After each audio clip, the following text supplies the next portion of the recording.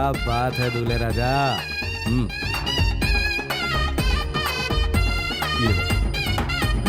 ये क्या है भैया? मैंने मार्केट में एक दुकान तेरे नाम कर दी है। तू कल तक एक नौकर हुआ करता था, आज से तो उसका मालिक है। भैया बेटा क्या कर रहा है? सुबह शाम आप मुझे छोटे इधर छोटे ये कर कह के बुलाते रहते थे, लेकिन आपने मुझसे वो हक छीन लिया। लेकिन मैं अपने दिल को कैसे समझाऊंगा?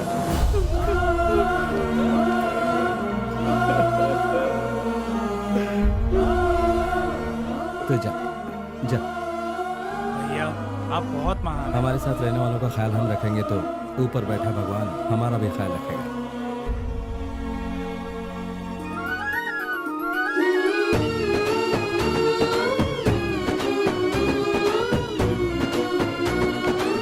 चलो बैठो बैठो बैठो।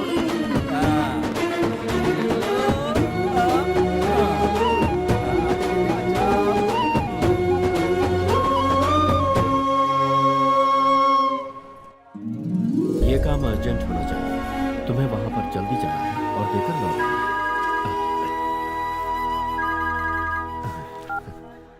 बोलो बेटी। डिस्टर्ब तो नहीं किया ना आपको?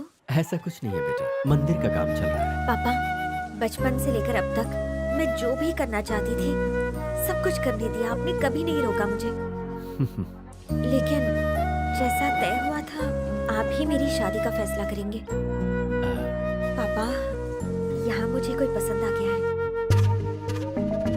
पापा, आपको जैसे दामाद की उम्मीद थी वो बिल्कुल वैसा ही है। मुझे पूरा यकीन है कि वो आपको बहुत पसंद आएगा। उसने मेरे दिल को छू लिया है पापा। आप हाँ कहेंगे तो मुझे खुशी होगी पापा। संसार की पहली लड़की होगी तुम जो प्यार करने से पहले अपने पापा से पूछ रही हो।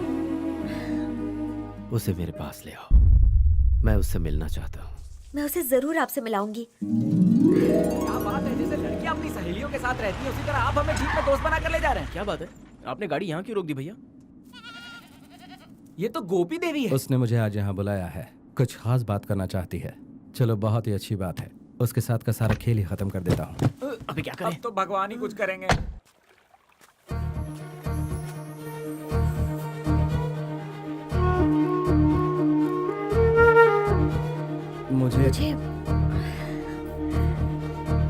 मुझे आपसे कुछ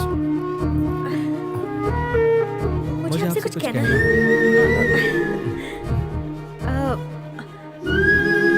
बुरा ना माने तो आपसे कुछ कहूँ? कोई बात नहीं, कह दीजिए। आप मुझे गलत मत समझिएगा। मैं गलत नहीं समझूंगी। दरअसल बात ये है कि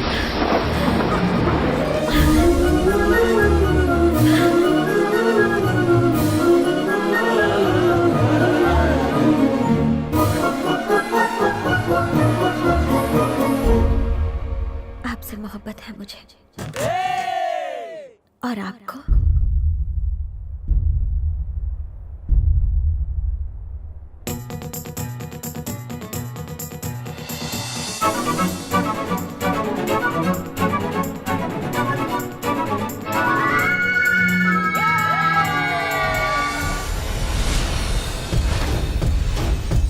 हाय, वो भंडार आ गया है।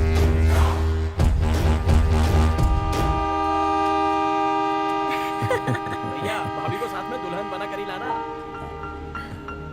ठीक है, तुम लोग अब जाओ। गाड़ी छूट जाए फिर हम चले जाएंगे भैया। ए, तुमसे कहा ना जाओ। अरे गाड़ी छूट जाने दो ना हमसे भैया। तुम लोग पीछे पीछे क्यों आ रहे हो? जल्दी आ जाओ। अरे जल्दी आओ। तो भैया इस लड़की से मैं प्यार करता हूँ। क्या कहा तूने? लाओ। भैया अरे आजा आजा आजा। भैया मैं भी इससे प्यार करता हूँ। ए, तू भी क्या? अनिता भैया मैं इससे प्यार करता हूँ। अनीता, तू भी?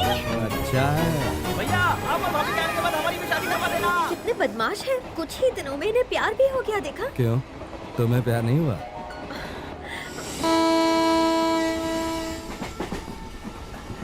नमस्ते बिटिया। ए, नमस्ते कर। नमस्ते। जी नमस्ते। हाँ जी कहिए। अब तो सब कुछ ठीक है बिटिया। पहले मैं बहुत परेशान रहता था क्योंकि गांव के मारपीट में हमेशा मेरा बेटा फंसा रहता था। लेकिन आपके पिताजी से मिलने के बाद मेरा बेटा सुधर गया, इंसान बन गया और आपके पिताजी की वजह से आज पूरे गांव में खुशहाली छाई हुई है। बेटा सिर्फ मैं ही नहीं पूरे के पूरे गांव वाले बस यही दुआ करते हैं कि आपके परिवार की 7 पीढ़ी तक खुशियां उनके कदम चूमे। आपका शुक्रिया। अब इजाजत ठीक है। आपके पिताजी बहुत महान है, उनसे मिलना मेरा सौभाग्य होगा। उन्होंने मेरे पिताजी की तारीफ नहीं की है, सच्चाई से वाकिफ कराया है। आज से 6 साल पहले उस गांव में दिन रात चाकू तलवार चलते थे, खून खराबा होता था।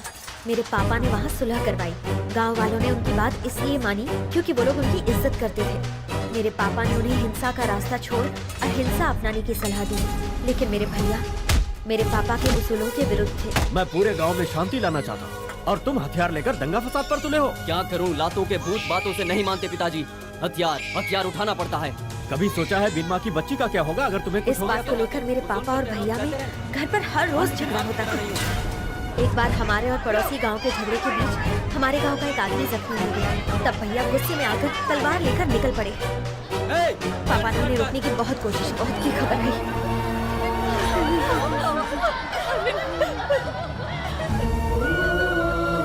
जिस दिन मेरे मना करने के बावजूद उसने तलवार उठाई थी, उसी दिन सारे रिश्ते खत्म हो गए।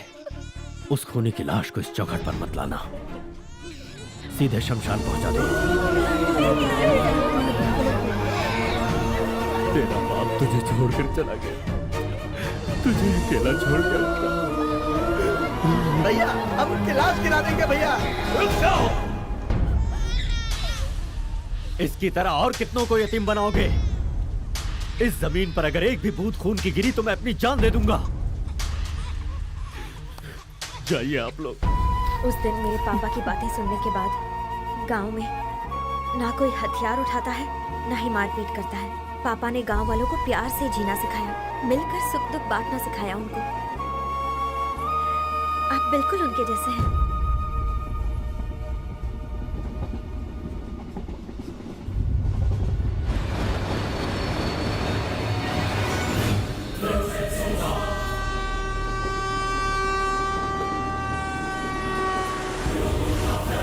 उन्हीं के जैसी बातें, उन्हीं के जैसा शांत स्वभाव,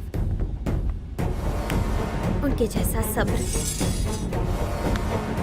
आप मेरे पिताजी को बहुत पसंद आएंगे। वो शादी के लिए हाँ कर ही देंगे। गोपू, चलो चलते हैं। हाँ? चलो उठो, आ जाओ। क्या हुआ? चलो चले। लेकिन कहाँ? बताता हूँ।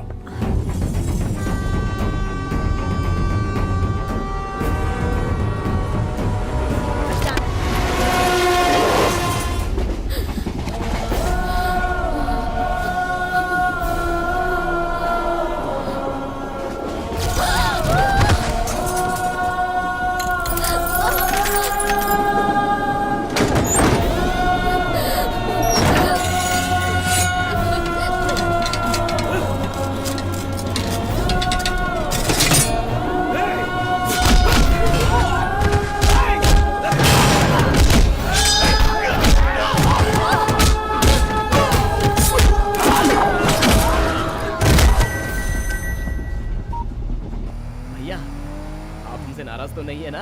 हमारी पसंद आपको पसंद आई ना? मैं किसी पर नाराज नहीं हूँ पगले। तुम लोग घर जाओ और खुद का ख्याल रखना।